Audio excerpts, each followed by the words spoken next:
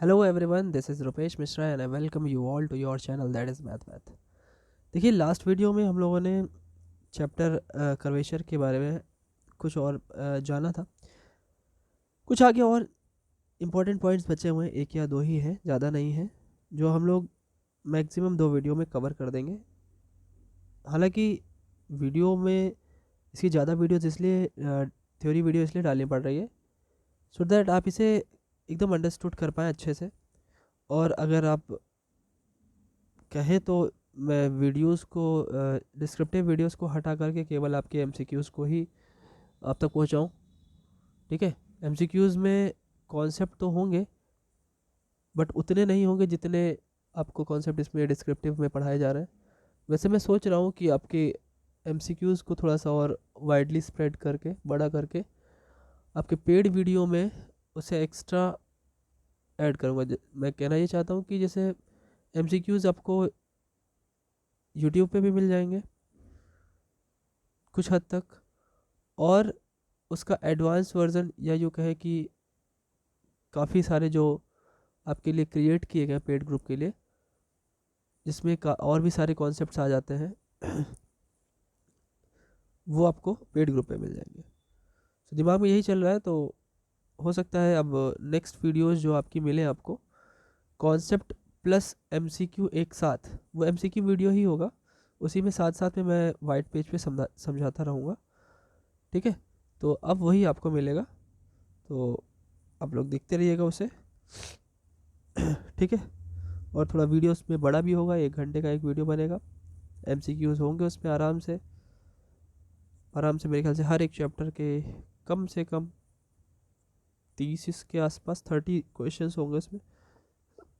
ठीक है, तो 6 चैप्टर है, लगभग 150 से 180 के बीच में एमसीक्यूज़ होंगे पूरी बुक के।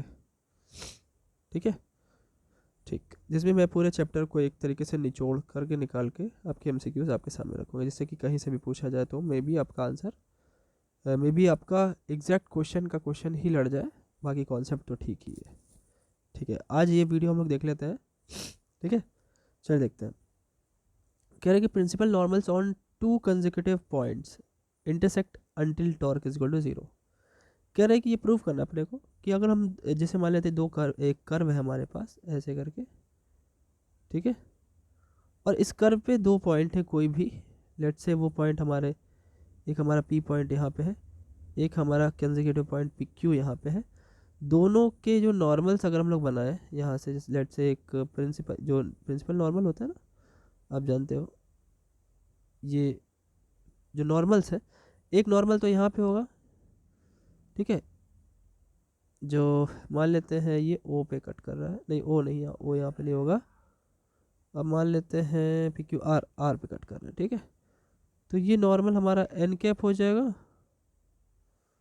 ठीक है, और ये वाला नॉर्मल हमारा N cap plus D N cap, मतलब थोड़ा सा एक्स्ट्रा है ना तो इसलिए। और अगर ये वेक्टर्स हैं तो अगर हम इन्हें देखिए बाहर से कोई एक पॉइंट जो हमारा ओरिजिन है, अगर वेक्टर आप पोजीशन वेक्टर बनाना चाहते हैं तो कुछ करना नहीं होता है एक्स्ट्रा, आपको क्या करना होता है, आपको सिर्फ उसे एक ओरिजिन से ऐड कर देना होता है, तो वो हमारा क्या हो जाता है, उसका पोजीशन वेक्टर होता है। लेट्स से ये हमारा पोजीशन वेक्टर है ओपी का, जिसे हमने आर वेक्टर नाम दे दिया है, और ये हो गया हमारा ओ क्यू का, जिसे हमने आर प्लस डी आर नाम दे दिया है। ठीक है, और आप जान ही रहे होगे, तो फिर जब आर प्लस डी आर आपने नाम दे दिया है तो ये लेंथ कितनी होगी, पी से क्यू तक की जो जो वेक्टर बन रहा है पी से क्यू तक का, वो डी आर वेक्टर होगा। ठीक है, अगर मतलब वेक्टर लगाए ना लगाए आप समझिएगा वेक्टर ही है। ठीक है, क्यों ऐसा क्यों कह रहे हैं, क्योंकि भाई ओ से पी तक का जो वेक्टर बना वो आर वेक्टर है, ओ से क्यू तक का जो वेक्टर बना वो आर प्लस डी आर है। तो आपको पता है ना, R plus D R is equal to R plus D R है ना, तो ये तो डी आर ही बचेगा। ठीक, क्लियर है बात। अच्छा, एक चीज़ और थोड़ा सा क्लियर बना दो, थोड़ा अजीब लग रहा है, ये सिंगल सी लाइन है बच्चों। ठीक है, ये एक लाइन है, ठीक, ये डी आर। ठीक है, अब जरा बात बात ध्यान से समझिए। कह रहे कि ये जो दोनों नॉर्मल है वो इंटरसेक्ट करेंगे तो हमें प्रूव करना पड़ेगा टॉर्क इज इक्वल टू 0 होगा। तो हमने पहले से उनको इंटरसेक्ट करा दिया और हम torque is equal to 0 prove करेंगे। ठीक है, अच्छा आप देखिए यहाँ पे 3 वेक्टर आपके सामने दिख रहे होंगे, P Q vector, P Q vector, P R vector और क्यू आर वेक्टर दिख रहे हैं आपको।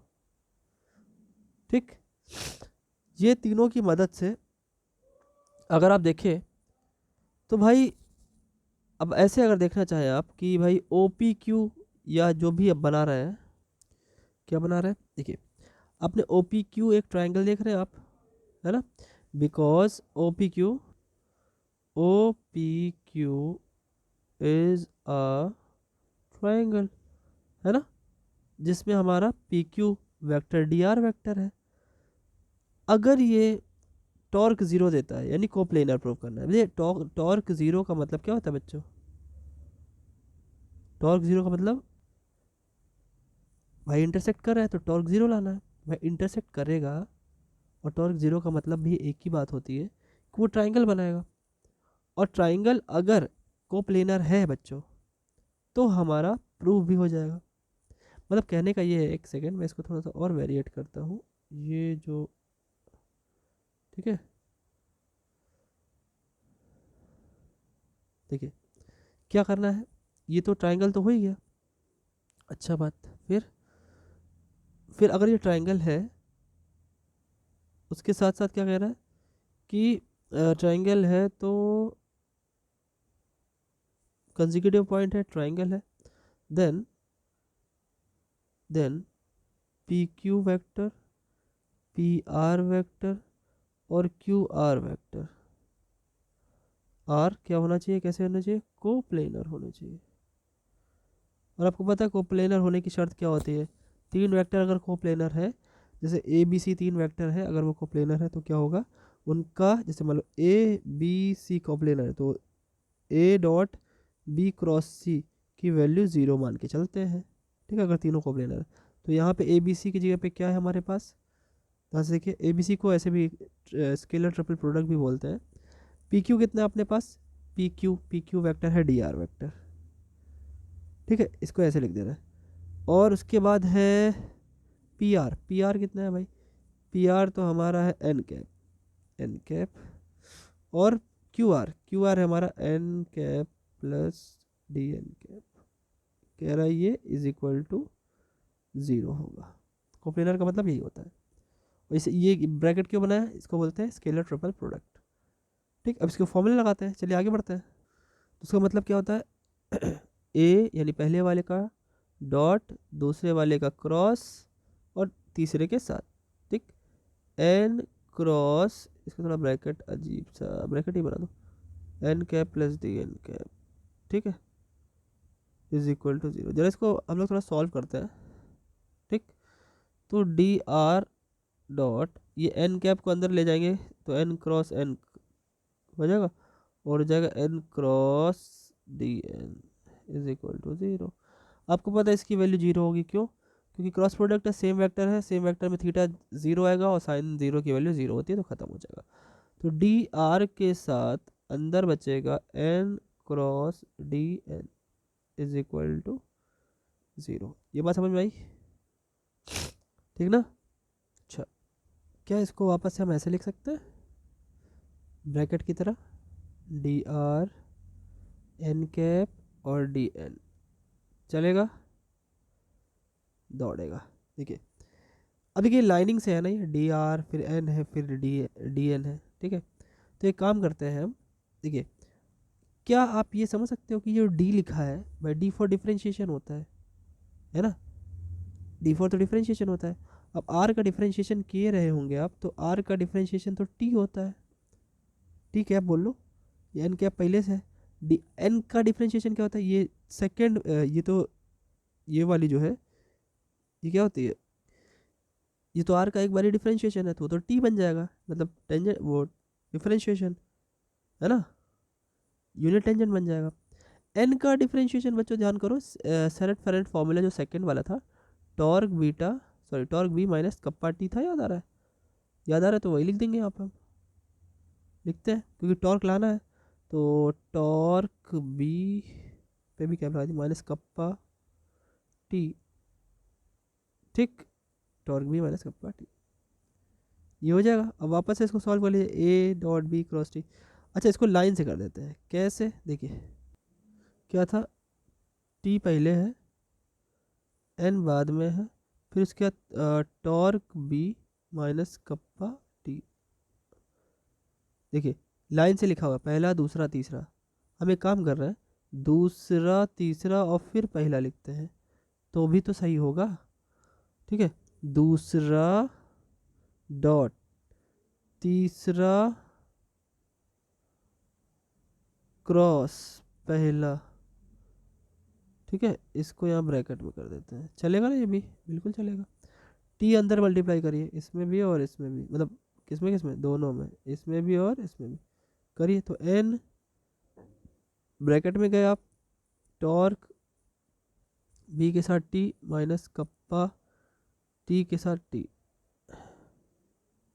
अब यहाँ पे देखिए फिर से ये क्या है, सेम है, क्रॉस प्रोडक्ट है, जीरो हो जाएगा, ख़त्म हो जाएगा। तो बचा क्या भैया, N dot torque B cross और टी, ठीक है। अब देखिए टॉर्क कांस्टेंट है, बाहर फेंक दीजिए, फिर क्या बचेगा, N dot B cross T, ठीक, इज इक्वल टू 0, है ना। अब बताइए बी क्रॉस टी क्या आएगा, जब बी और टी को आप क्रॉस प्रोडक्ट करते हो तो उसके परपेंडिकुलर वेक्टर यानी एन मिलता है, एन मिलता है ना बी और क्रॉस टी को, तो बाहर भी एन है, डॉट प्रोडक्ट, और दो सेम वेक्टर का डॉट प्रोडक्ट 1 देता है, ये 1 हो गई वैल्यू, जैसे ये 1 हो गई तो भैया टॉर्क का हो गया, टॉर्क हो गया 0, तो हो गया प्रूफ, प्रूफ हो गया ना। तो ये आपका प्रूफ है कि अगर हमारा एक तरीके से एमसीक्यू भी है बाबू, ध्यान से सुनिएगा, ये एक एमसीक्यू भी है, बहुत ही इंपॉर्टेंट एमसीक्यू है ये, कि अगर दो प्रिंसिपल नॉर्मल दो कंसेक्यूटिव पॉइंट्स पे अगर खींचे जाए तो वो इंटरसेक्ट करें तो वहाँ पे टॉर्क 0 हो जाएगा, ठीक, अच्छी बात है। चलिए आगे बढ़ते हैं, समझ में आ गया होगा आपको। अब देखिए अगला बहुत ही इंपॉर्टेंट पॉइंट है आपका सिलिंड्रिकल हेलिक्स। अब ये हेलिक्स जो वर्ड है बड़ा ही अजीब सा है, अब आपको पता चलेगा कि हेलिक्स क्या होता है, कैसे होता है, ठीक है। देखिए हेडिंग ले लीजिए, सिलिंड्रिकल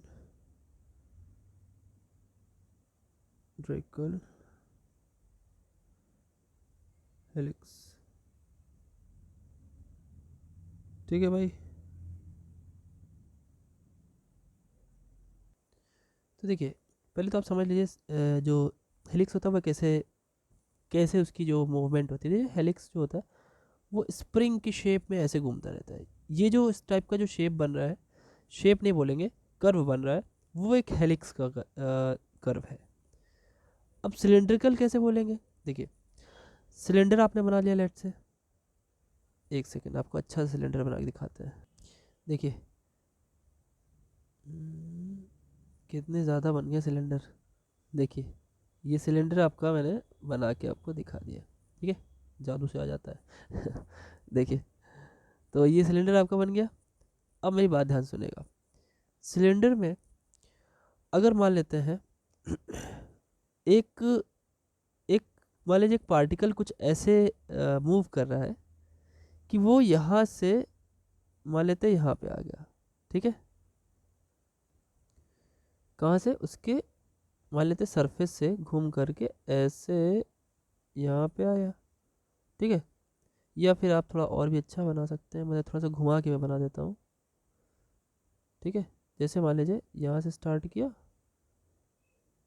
और ये घूम कर यहाँ पे, इतना तो कट शॉर्टकट इतना शार्प कट तो नहीं लगाता ऐसे, ठीक है। ये मान लो घूम करके इसने एक क्या बना दिया, एक कर्व बना दिया। तो ये जो आपके सामने कर्व बन रहा है बच्चों, ये आपका हेलिक्स है। अच्छा हेलिक्स की एक खासियत होती है कि जो इसका जनरेटर होगा ना, जैसे मान लीजिए आपकी बात आपको बताऊँ जनरेटर क्या होता है, तो जैसे हमने क्लास 12 में भी पढ़ा होगा, क्लास 12 में सरफेस ऑफ रेवोल्यूशन पढ़ा होगा। जैसे मान लेते हैं अगर हम आपको बताएं एक सर्कल ले लें, ठीक है, एक सर्कल ले लें, ठीक, सर्कल को ऐसे घुमाए, या सर्कल ना लो तो ऐसे समझ में नहीं आएगा आपको, रुक जाओ, आप ले लो एक, चलो वो ले लो, रेक्टेंगल ले लो, रेक्टेंगल ले लिया आपने। अब क्या कर रहे हो, उसको नीचे की तरफ घुमा रहे हो, ऐसे पूरा नीचे घुमा रहे हो, तो क्या होगा, ऐसे नीचे भी आ जाएगा, है ना, और घूमता रहेगा तो एक तरीके से क्या बन जाएगा, सिलेंडर बन जाएगा, है ना। तो किसके घूमने की वजह से ऐसा बना, इस लाइन के घूमने की वजह से, इस लाइन को जनरेटर बोलते हैं, ठीक, बात क्लियर है, बात याद रखिएगा इस चीज़ को। अच्छा, तो यहाँ पे जनरेटर क्या है भाई, यहाँ पे जो आपका सिलेंडर को बना रही है वो सारी की सारी जनरेटर यही इस टाइप की है, मतलब जो इसके पैरेलल है, इसके सरफेस के पैरेलल है, इसके पैरेलल, ये सारी की सारी क्या है, ये इसकी जनरेटर है। ऐसे जितनी जाओ वैसे इनफाइनाइट जनरेटर्स यहाँ पे बन जाएंगी। तो मैं किसी एक की बात कर लेता हूँ, किसी भी एक की, ठीक।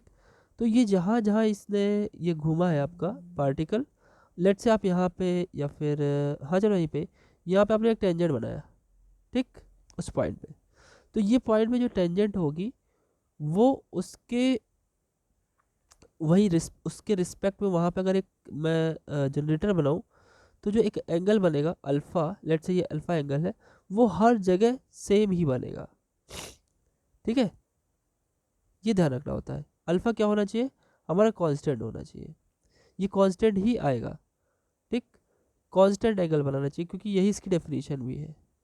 अब देखिए डेफिनेशन क्या है, देखिए समझ में आया क्या है कि पार्टिकल क्या करेगा, सरफेस पे घूमेगा, और ऐसा घूमना चाहिए कि उस जगह पे, जिस भी जगह पे आप चाहें वहाँ पे अगर टेंजेंट ड्रॉ करें तो वो उसकी जनरेटर के साथ वही एंगल बनाए जो हर जगह बनाए। So such kind of curve is called helix. Cylinder पे चल रहा है तो सिलेंड्रिकल हेलिक्स, है ना, स्फीयर पे चल रहा होता तो स्फेरिकल हेलिक्स होता, पैराबोलॉइड पे चल रहा होता पैराबोलिक होता, तो ऐसे नाम बन जाते हैं। चलिए इसकी डेफिनेशन बताता हूँ आपको, तो वही जो यहाँ बताया वही लिख देते हैं। देखिए कर्व, एक second, curve traced out by the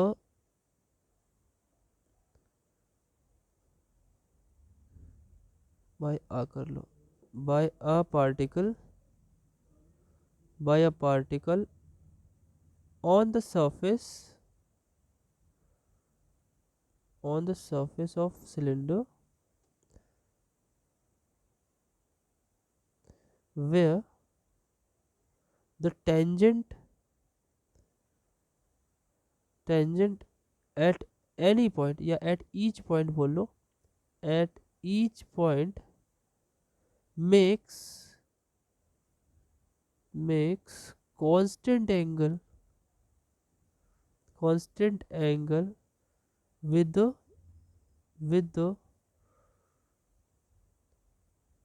fixed direction. अब इस फिक्स्ड डायरेक्शन को ही हम लोग जनरेटर बोलते हैं। जनरेटर का मतलब आपको समझ में आ चुका है। फिक्स डायरेक्शन क्या बोलते हैं, जनरेटर, ठीक है, जनरेटर बोलते हैं, ठीक। तो ऐसा जो भी हमारा कर्व बनेगा, that curve will be called as helix. Cylinder पे है तो सिलिंड्रिकल, अलग अलग जगह पे होगा तो अलग अलग, ठीक। अब इस पे बेस कुछ चीज़ें और जानते हैं, चलिए। देखिए बहुत ही इंपॉर्टेंट टॉपिक या थ्योरम है, देखिए क्या है, necessary and sufficient condition for a curve to be a helix is k by torque is constant। k by torque को हमें constant अगर प्रूव कर दिया तो वो एक हेलिक्स होगा, या फिर यूँ बोले अगर वो हेलिक्स होगा तो k by torque कांस्टेंट होगा। दोनों तरफ से प्रूव करेंगे। नेसेसरी एंड सफिशिएंट कंडीशन है, इफ़ एंड ओनली इफ बोलो, चाहे लेफ्ट से राइट, राइट से लेफ्ट, ठीक है। तो ये इंपॉर्टेंट है आपका एमसीक्यू के लिए भी, इसे याद रखिएगा कि अगर k by torque अगर कांस्टेंट आता है बच्चों, so that curve will always be a helix, ठीक है। देखिए हम लोग करते हैं कि पहले क्या करेंगे, हम इसको मान लेते हैं हेलिक्स है, फिर उसको करेंगे k by torque constant prove करेंगे, ठीक है। तो चलिए कहाँ से बात हुई थी, फिक्स डायरेक्शन से बात हुई थी। फिक्स डायरेक्शन से बात होगी तो हम लोग फिर क्या लेंगे, देखिए। तो देखिए हेलिक्स बना इसीलिए था कि मैं लेट कर ले रहा हूँ, let the curve is helix, ठीक है। पहले कर्व को हेलिक्स मान लेता हूँ। अगर कर्व हेलिक्स है तो क्या होगा, फिक्स डायरेक्शन यानी अपना जनरेटर और टेंजेंट दोनों के बीच का एंगल क्या होगा, दोनों बीच का, हाँ, एंगल कांस्टेंट होगा, ठीक है। अच्छा, तो देखिए, तो देन पहले तो ये लेट कर लिया कि वो हेलिक्स है, and A be the fix direction, A vector A be the fixed direction, या यू बोल लो, अब इसको जनरेटर बोल लो, ए को जनरेटर बोल लिया, ठीक है। अब इसके बाद हम इसका टेंजेंट के साथ क्या करेंगे, फिक्स एंगल है ना, तो टी के साथ अगर हम डॉट प्रोडक्ट करें बच्चों, तो हमें क्या मिलेगा, टी का मॉड ए का मॉड और कॉस, फिक्स है ना, तो फिक्स है भाई, अल्फा मान लो, हमेशा वही अल्फा माना गया था वहाँ पे भी, तो ठीक है भैया, क्या हो जाएगा, तो ये होगा टी, और ये अपना ए फिक्स डायरेक्शन है, तो ये भैया एक तरीके से कांस्टेंट ही होगा, ठीक है, कांस्टेंट वेक्टर होगा, इधर ही तो टी की वैल्यू 1 हो गई, ये हो गया अपना ए, मान लेते हैं थोड़ी देर के लिए कॉस अल्फा। अब डिफ्रेंशिएट कर दीजिए, differentiating with respect to S के रिस्पेक्ट में कर दीजिए। अब एस के रिस्पेक्ट में जैसे करेंगे तो ए तो बाहर आ गया, D T by D S हो जाएगा, और क्या, dot A vector is equal to 0, तो इसे बोल देंगे आप टी डैश, और A vector is equal to 0। अब टी डैश ए वेक्टर 0 आ गया, इसका मतलब क्या है कि ये दोनों क्या है, परपेंडिकुलर, cos 90 की वैल्यू 0 होती है। टी डैश अगर डॉट ए के साथ 0 है ना, तो क्या भैया, टी डैश की जगह अगर सेरेट फ्रेनेट फार्मूला की बात करें तो कप्पा एन रख सकते हैं, है कि नहीं, तो कप्पा तो चला गया, कांस्टेंट हट गया, तो एन और ए की वैल्यू आ गई 0, दैट मीन्स क्या, एन जो है वो परपेंडिकुलर है ए के, ये तो बात हुई, एन ए के परपेंडिकुलर है, एन कहाँ पे होता है, याद कीजिए भैया, हो अगर आपको याद हो, ये ऑस्किलेटिंग प्लेन होता था, ये कर्व होता था, टेंजेंट होती थी, इधर हमारी नॉर्मल होती थी एन, है ना, ये हमारा बी होता था, ये बी है, ये टी है, और ये एन है। अब जो हमारा ए वो एन पे भी परपेंडिकुलर है, इसका मतलब क्या है, देखिए बात सुनिएगा ध्यान से, एन बी टी तीन चीज़ें होती है ना, तो अगर हम कहें एन ए के परपेंडिकुलर है, तो एन की जगह अगर हम बी क्रॉस टी रख दे बच्चों, तो ये बी क्रॉस टी के भी परपेंडिकुलर है, ठीक है।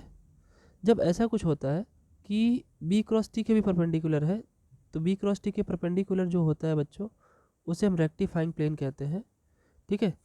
तो हम लिखेंगे कि ए इज इन रेक्टिफाइंग प्लेन, ठीक है, अगर पूछा जाए तो, ये तो एडिशनल बता रहा हूँ, रेक्टिफाइंग प्लेन। अच्छा ठीक है, तो अब मैं इसके लिए थोड़ा सा वो बना देता हूँ ग्राफ, जैसे कि आपको और अच्छे समझ में आए, जैसे मान लेते हैं ये, ठीक है, ये है हमारा, थोड़ी देर के लिए मान लेते हैं बी और टी के परपेंडिकुलर है ना, ठीक है, तो ये अपना टेंजेंट प्लेन हो गया, ये बी हो गया, और हम थोड़ी देर के लिए मान ले रहे हैं कि ए जो है इन दोनों के परपेंडिकुलर है ना, तो मान लेते हैं ये परपेंडिकुलर ही है दोनों के, मान लेते हैं इसके परपेंडिकुलर, इसके, तो मान लेते हैं अगर ये इसके साथ कुछ अल्फा एंगल बनाएगा, तो इसके साथ क्या बनाएगा, 90 माइनस अल्फा, ठीक है, दोनों के क्रॉस के परपेंडिकुलर है ना, तो एक के साथ अल्फा और दूसरे के साथ 90 माइनस अल्फा, ये हमारा क्या है, ए वेक्टर, क्या है ये है हमारा ए वेक्टर, ठीक है। तो ए वेक्टर निकालने के लिए आप क्या करेंगे, ए वेक्टर निकालने के लिए आप उसके मॉडुलस का कॉस थीटा लिखेंगे और उसके मॉडुलस का साइन थीटा लिखेंगे, तो ए वेक्टर हमारा क्या निकल के आएगा, देखिए, mod of A cos alpha T I cap, और फिर mod of A sine alpha J cap, यहाँ पे मॉड अल्फा, ये जो इसका मॉड है वो 1 है, 1 के इक्वल आ जाता है क्योंकि यूनिट ले रहे हैं ना उसका, तो कॉस अल्फा आई कैप और फिर साइन अल्फा जे कैप, ये आ गया अपना ए वेक्टर, चलेगा। एक चीज़ और देख लीजिए, आपने आई जे तो लिख दिया, आई किसकी डायरेक्शन में है, ये वाली डायरेक्शन हमारी आई होती है, ये वाली डायरेक्शन हमारी जे होती है, तो आई की डायरेक्शन में यहाँ यूनिट कैप हमारा टी है, तो इसे मैंने टी लिख दिया, और जे की डायरेक्शन में बी है, तो यहाँ पे मैं इसको बी लिख देता हूँ, ठीक। अच्छा, ये बात क्लियर है बिल्कुल ही, अच्छा, चलिए अब आगे क्या करते हैं, एस के रिस्पेक्ट में डिफ्रेंशिएट कर देते हैं, ठीक है।